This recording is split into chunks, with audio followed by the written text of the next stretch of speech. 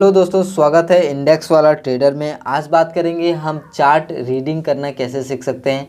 ये जो चार्ट है इस पर आप रीड कैसे करेंगे कि यहाँ पे ऊपर जाएगा या फिर नीचे जाएगा, या फिर हमें ट्रेड कहाँ पे लेना है, लेबल्स कैसे निकालना है। इम्पोर्टेंट है चार्ट रीडिंग। मैं यहाँ पे कोई भी आपको बुकिश नॉलेज नहीं शेयर करने वाला हूँ। जैसे कि लोग क्या सीखते हैं, एम पैटर्न सीख लिया, कपल हैंडल सीख लिया, फिर यहाँ पर डब्लू पैटर्न सीख लिया, तरह तरह का चार्ट पैटर्न, यहाँ पे flag and fall, ascending, descending, पता नहीं और कितने तरह का चार्ट पैटर्न है। हैमर हो गया, ये कैंडलस्टिक पैटर्न हो गया, ये कैंडलस्टिक पैटर्न, अलग अलग तरह का लोग कैंडलस्टिक पैटर्न वगैरह सीखते रहते हैं। तो ये सारा क्या है, ये सारा एक बुकिश नॉलेज है। अगर आप इस बुकिश नॉलेज के थ्रू अगर आप ऑप्शन ट्रेडिंग करेंगे तो कभी भी आपको प्रॉफिट मार्केट देने वाला नहीं है। क्योंकि दोस्तों कभी भी मार्केट जो है 90% ट्रेडर को हमेशा क्या है, 90% ट्रेडर लॉस में है। यह डेटा कौन बताता है, सेबी बताता है। तो सिंपल सा बात है कि 10% लोग प्रॉफिट करते हैं। तो वो 10% लोग क्या सीखते हैं, उनको उनकी साइकोलॉजी कैसा होता है। तो हमें मेन जो इम्पोर्टेंट होता है ट्रेडिंग में वो है साइकोलॉजी। तो मेन इम्पॉर्टेंट हमें ध्यान देना है साइकोलॉजी पे। तो इसको कैसे बिल्ड किया जाता है, अब देखिए साइकोलॉजी की बात करें तो साइकोलॉजी आपको कहाँ पे दिखाना है, साइकोलॉजी आपको दिखाना है चार्ट के ऊपर। साइकोलॉजी आपको यहाँ पे आइडेंटिफाई करना है इस चार्ट के ऊपर, यानी कि यहाँ पे अगर मार्केट इस तरह से कर रहा है तो क्यों कर रहा है, और यहाँ पे ऐसा कर रहा है तो कौन प्रॉफिट में है। मार्केट में दोस्तों यहाँ पे मार्केट कैसे चलता है वो पहले समझते हैं, उसके बाद में एनालिसिस वगैरह मैं आपको बताऊँगा कि चार्ट रीडिंग करना आप शुरू कैसे करेंगे। क्योंकि चार्ट रीडिंग एक दिन से पॉसिबल नहीं है कि आप एक दिन आप मेरी वीडियो देख के या फिर किसी की वीडियो देख के आप एक दिन में चार्ट रीडिंग करना सीख जाएं। चार्ट रीडिंग करने के लिए आपको मिनिमम कम से कम 6 मंथ चाहिए कि चार्ट पे जो मोमेंटम आता है वो क्यों आता है, किस लिए आता है, लोग स्टॉप लॉस कहाँ लगाते हैं, कहाँ पे कौन सा ट्रैप हुआ है, ये सारा चीज़ सीखना पड़ेगा। ठीक है। जो बुकिश नॉलेज होता है वो क्या होता है कि यहाँ पे ये देख लिया, इतना मोमेंटम के बाद यहाँ पे शूटिंग स्टार बन गया इसीलिए मार्केट गिर गया, तो ये यहाँ पे काम नहीं करता। यहाँ से हैमर बन गया तो यहाँ से ऊपर नहीं गया, क्यों नहीं गया, क्योंकि ये चीज़ें काम ही नहीं करती है। तो बुकिश नॉलेज से आप दूर रहिए। कैंडलस्टिक, चार्ट पैटर्न, ऑप्शन चैन, ये ज़्यादा चीज़ काम नहीं करती। मैं ये नहीं बोल रहा हूँ काम नहीं करता है, बिल्कुल काम करता है, लेकिन 10 बार में 2 से 3 बार काम करेगा। बाकी जो 7 से 8 बार है वो आपका साइकोलॉजी काम करेगा, चार्ट रीडिंग काम करेगा। चार्ट पे अभी कौन सा यहाँ पे बायर सेलर, चार्ट पे आपका बायर और सेलर का साइकोलॉजी आइडेंटिफाई करेंगे तो काम आएगा। तो ये 7 से 8 बार ये चीज़ें काम आती है। तो चार्ट रीडिंग में हम सबसे पहले क्या देखेंगे कि चार्ट पहले बनता कैसे है वो मैं आपको कुछ बताता हूँ। तो चार्ट बनता है बायर और सेलर से। अब बायर सेलर कौन होते हैं, सिंपल सा बात है, अब कोई भी सब्जी मंडी या फिर बाज़ार जाते हैं तो 2 लोग ही होते हैं, एक सेल करने वाले लोग होते हैं और दूसरा बाय करने वाले लोग होते हैं। कभी ऐसा हुआ है कि आप कोई भी बाज़ार जाएं और वहाँ पे केवल बाय करने वाले ही लोग मिले, ख़रीदने वाले ही लोग मिले, बेचने वाले ना मिले। अगर बेचने वाला लोग नहीं रहेगा तो वहाँ ख़रीदने वाला भी लोग नहीं रहेगा। तो सिंपल सी बात है कि ये स्टॉक मार्केट भी ऐसा ही है, एक सेलर्स है तो दूसरा बायर है। अगर सेलर्स नहीं होंगे तो बायर्स भी नहीं होंगे, और बायर नहीं होंगे तो सेलर भी नहीं होंगे। अगर मान लीजिए वहाँ पे कोई बाय करने वाला ही लोग नहीं होगा तो कोई बेचने जाएगा ही नहीं, सिंपल सी बात है। तो इसी तरह से स्टॉक मार्केट में भी चलता है। मान लीजिए कोई आलू है, ये आलू है, तो इसके बेचने के लिए अगर आप मार्केट में कोई जाता है तो एक मार्केट है, ठीक है, वहाँ पे लोग आलू लेके जाते हैं, बेचने वाले लोग बेचने के लिए जाते हैं, ख़रीदने वाले लोग ख़रीदने के लिए जाते हैं। तो इस चार्ट पे भी जो कैंडल्स है वो कैंडल्स क्या है, वो कैंडल एक प्राइस आपको दिखाता है, जिसे लोग प्राइस एक्शन भी बोलता है, जो कि अगला पार्ट हमारा वही है कि प्राइस एक्शन को हम कैसे देखेंगे चार्ट के ऊपर। तो ये हमारा क्या है, ये हमारा क्या है, एक प्राइस है जो कि हमें एक कैंडल के रूप में दिखाई देता है। ये कैंडल अगर इस तरह से ऊपर जा रहा है तो मतलब कि प्राइस बढ़ रहा है। अब इसमें रेड ग्रीन के चक्कर में आपको नहीं रहना है कि ये रेड बन गया, ये ग्रीन बन गया।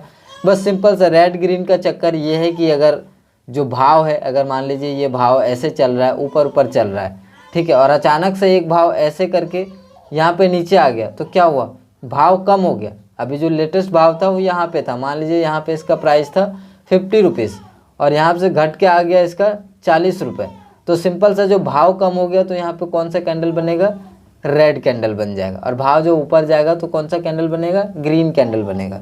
तो ये है कैंडल का साइकोलॉजी सिंपल सा। अब इसमें रेड बन गया, ग्रीन बन गया, यहाँ पे रेड बन जाता है तो बाय करूँगा, ग्रीन बन जाता है तो बाय।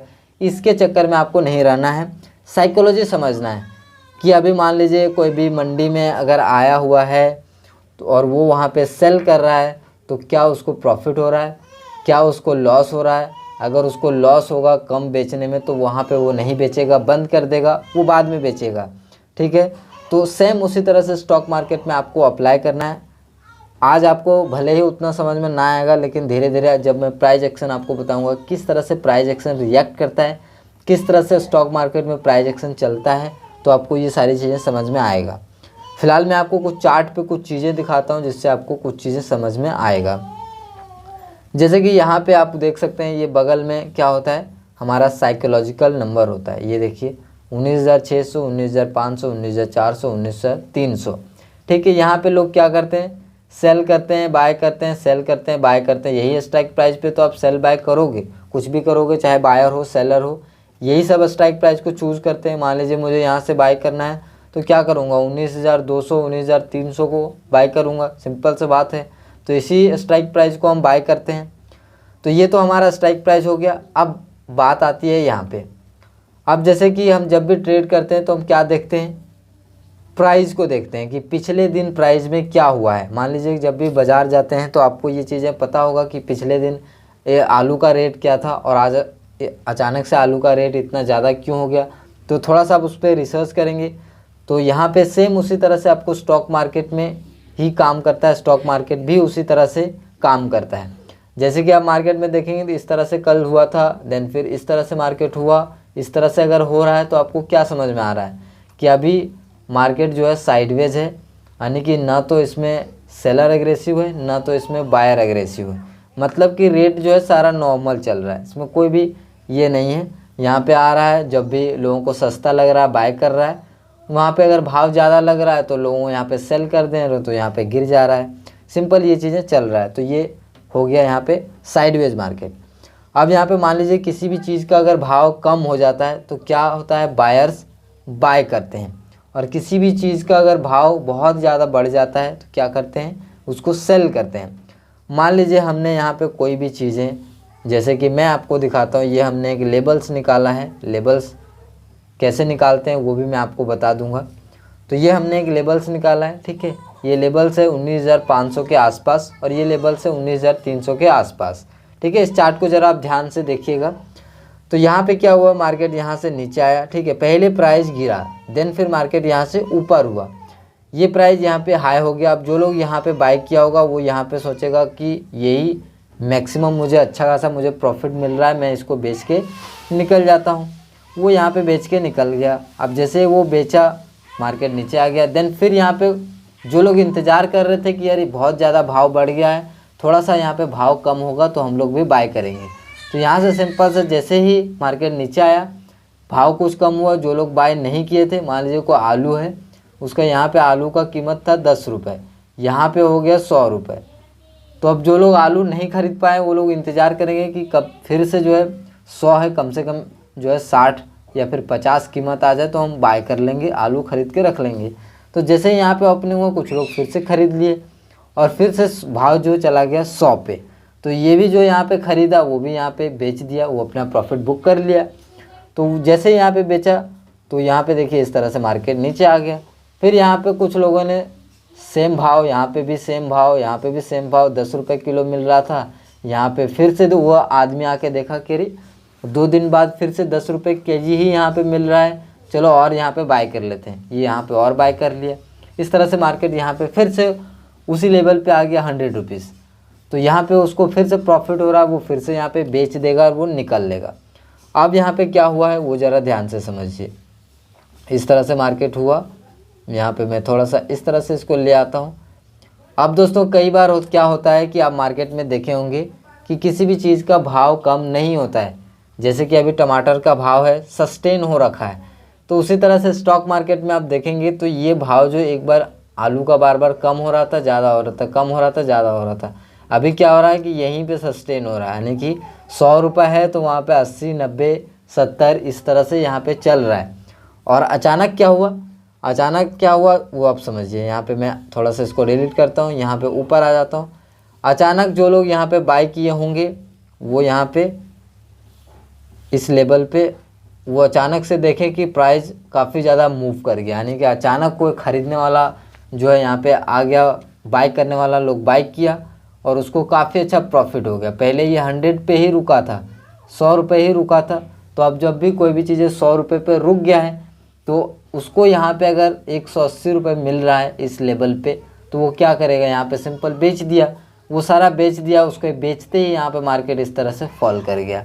अब यहाँ पे 100 पे था तो कुछ लोग यहाँ पे और बाय किए होंगे, लेकिन मार्केट में ऑप्शन ट्रेडिंग में स्टॉक मार्केट और जो रियल लाइफ है उसमें थोड़ा सा अंतर भी होता है। तो यहाँ पे क्या होता है, आज का दिन था एक्सपायरी दिन क्या होता है, एक्सपायरी दिन सारे कॉन्ट्रैक्ट जो है एक्सपायर हो जाते हैं। जो भी लोग ख़रीदते हैं, जैसे कि कोई आम है तो उसकी वैलिडिटी कितना होगा, ज़्यादा ज़्यादा 15 दिन, 15 दिन के बाद वो सड़ जाएगा, फेंका जाएगा।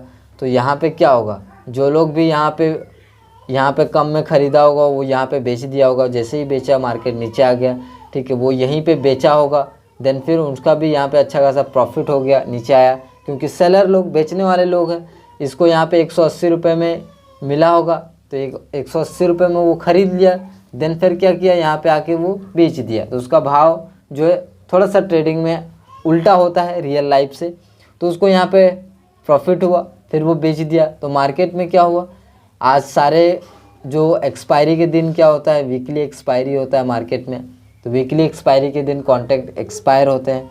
तो एक्सपायरी के दिन यहाँ पे लोग सोचे कि क्या ख़रीदूँ, आज ही भर यहाँ पर टाइम है, ऑलरेडी यहाँ पे 12 बज चुका है, अगर मैं अभी यहाँ पे 100 रुपये में ख़रीदूँगा तो धीरे आज तो ख़त्म ही हो जाना है, क्योंकि आज है एक्सपायरी का दिन, तो आज मैं नहीं ख़रीदता हूँ, आज मैं छोड़ देता हूँ। तो वो छोड़ दिया, तो कुछ लोग इस तरह से मार्केट आके क्लोजिंग दे दिया।